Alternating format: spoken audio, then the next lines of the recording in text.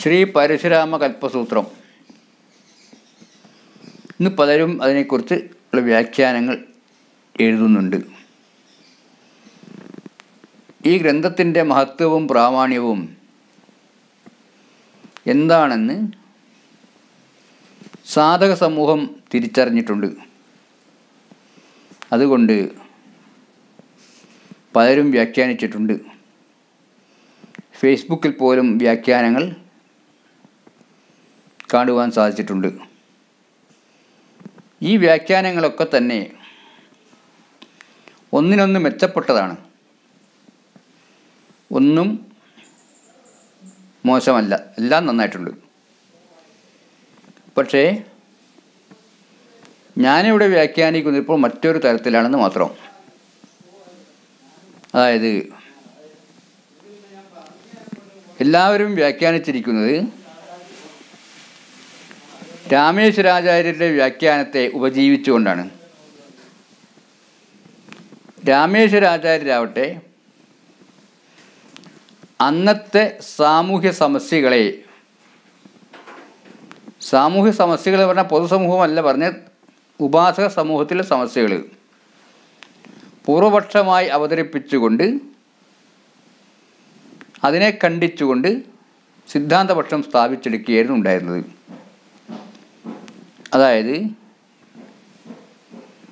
ഈ തന്ത്രം വൈദികന്മാർക്ക് അനുഷ്ഠിക്കാൻ പാടുള്ളതാണോ,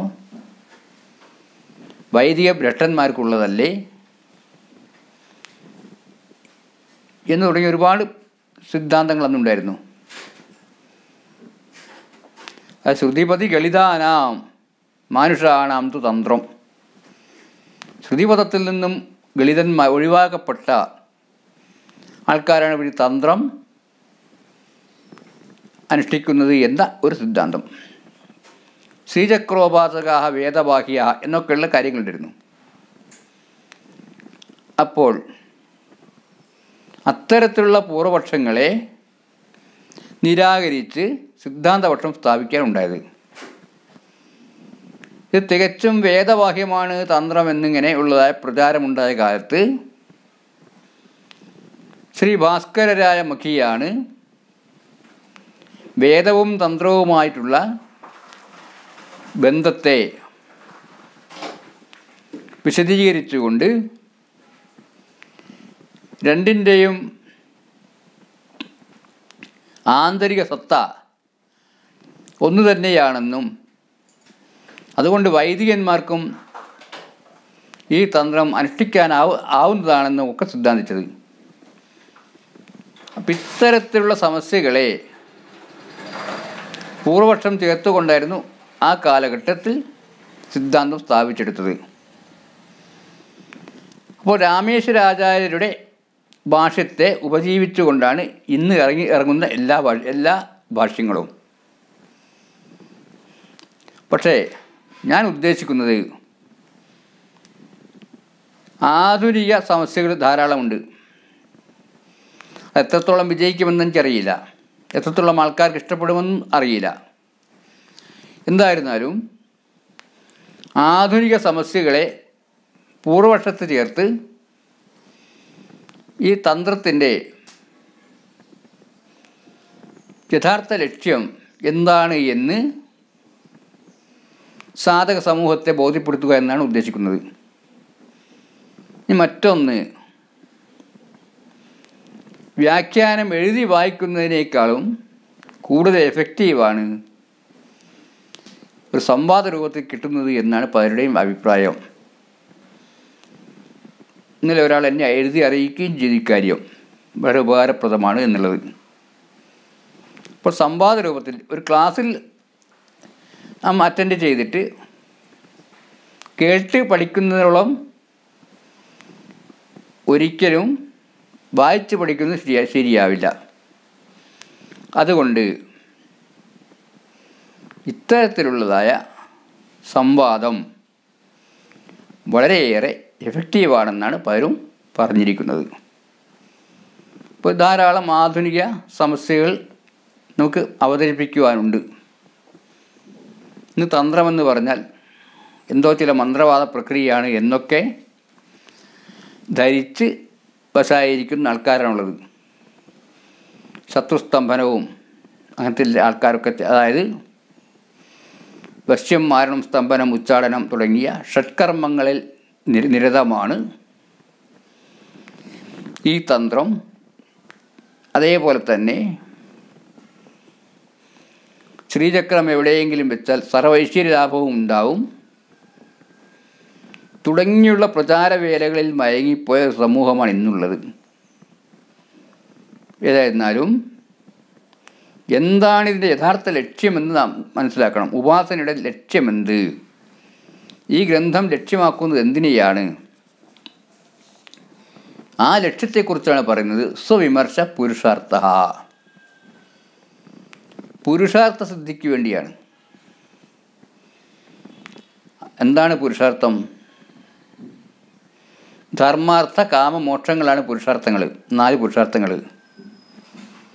ആ 4 പുരുഷാർത്ഥങ്ങളിൽ ഏറ്റവും പ്രധാനപ്പെട്ടത് മോക്ഷമാണ്. ധർമാർത്ഥ കാമ മോക്ഷേഷു ചതുർവിധ പുരുഷാർത്ഥേഷു മോക്ഷ ഏവ പരമപുരുഷാർത്ഥ നസ പുനരാവർത്തതേ ഇതി ശ്രുതേ. മോക്ഷത്തിന് മാത്രമാണ് ഇതില്ലാത്തത്, പുനരാവൃത്തി ഇല്ലാത്തത്. മറ്റെല്ലാ പുരുഷാർത്ഥങ്ങളും ക്ഷണികങ്ങളാണ്, പുനരാവൃത്തിയുള്ളതാണ്. പക്ഷേ മോക്ഷത്തിന് പുനരാവൃത്തിയില്ല, അത് ശാശ്വതമാണ്. ആ മോക്ഷം എങ്ങനെ തേടാം എന്നുള്ള ഉദ്ദേശിക്കുന്നത്. അതാണ് അടുത്ത സൂത്രം. സ്വവിമർശ പുരുഷാർത്ഥ. സ്വവിമർശമാണ് പുരുഷാർത്ഥം. തന്നെ അറിയുന്നതാണ് പുരുഷാർത്ഥം. സ്വയം അറിയുക. സ്വയം അറിയുക എന്ന് പറഞ്ഞാൽ ഞാൻ മനസ്സാണോ, ബുദ്ധിയാണോ, അഹങ്കാരമാണോ, ശരീരമാണോ എന്നിങ്ങനെ ചിന്തിക്കുക.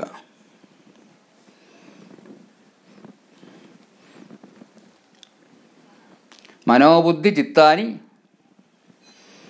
നാഹം നജശ്രോത്ര ജിഹ്വേ നജഗ്രാണ നേത്രേ നജവ്യോമ ഭൂമിർന്ന തേജോന്ന വായു ചിദാനന്ദരൂപ ശിവോഹം ശിവോഹം. അപ്പോൾ ഞാൻ ശിവാനന്ദരൂപനായിരിക്കുന്ന ശിവനാണ്. ആ ചിദാനന്ദം അനുഭവിക്കുവാനുള്ള പദ്ധതിയാണ് വാസ്തവത്തിൽ ഈ ഗ്രന്ഥത്തിൽ പറഞ്ഞിരിക്കുന്നത്. അതായത് നിധിധ്യാസനാത്മകമാണ് ഈ കാര്യം. മോക്ഷാർത്ഥിയായ ഒരു ആൾ ഒരു ഗുരുവിനെ സമീപിച്ച് സ ഗുരുമേവാഭിഗച്ഛത് ശ്രോത്രിയം ബ്രഹ്മനിഷ്ഠം, ശ്രോത്രിയവും ബ്രഹ്മനിഷ്ഠനുമായ ഗുരുവിനെ സമീപിക്കുന്നു. എന്നിട്ടെന്ത് ചെയ്യുന്നു? ശ്രോതവ്യ, മന്ദവ്യ, നിധിധ്യാസിതവ്യ. ശ്രവണവും മനനവും നിധിധ്യാസവും പറഞ്ഞു കൊടുക്കുന്നു. എന്നാൽ ഉപനിഷത്തിൽ അങ്ങോളം ഇങ്ങോളം ശ്രവണ മനനങ്ങളെക്കുറിച്ച് പ്രതിപാദിക്കുന്നുണ്ട്. നിധിധ്യാസനം എന്താണ് എന്ന് പ്രതിപാദിക്കുന്നില്ല. ശ്രീചക്രത്തിൻ്റെ ഓരോ ആവരണങ്ങളിലും ശ്രവണ മനന നിധിധ്യാസങ്ങളെ കുറിച്ചുള്ള പ്രതിപാദ്യമുണ്ട് എന്ന് പറയപ്പെടുന്നുണ്ട്. അപ്പോൾ ആ നിധിധ്യാസനത്തിലൂടെ സ്വവിമർശം, താൻ ആരാണെന്ന് അറിയുന്നതാണ്, അറിയുവാനുള്ള ശ്രമമാണ് പുരുഷാർത്ഥം എന്ന് പറയുന്നത്. അറിഞ്ഞു കഴിഞ്ഞാൽ പിന്നെ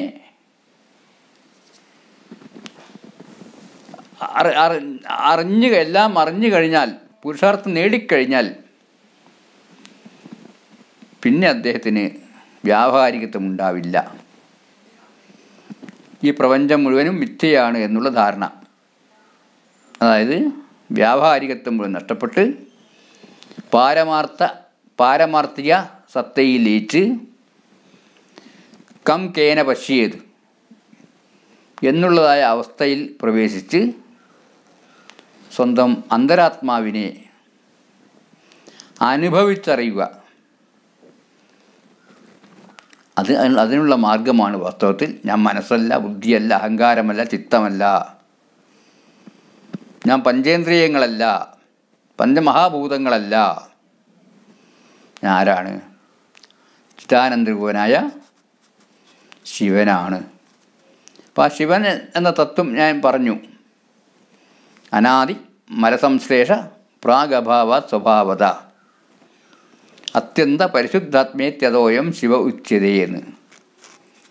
അനാദിയായ മലം, അവിദ്യാമലം, ആ അവിദ്യാമലവുമായി കൂടിച്ചേരാത്ത അത്യന്ത പരിശുദ്ധാത്മാവായിരിക്കുന്ന ആ ഒരവസ്ഥയാണ് ശിവനെന്ന് പറയുന്നത്.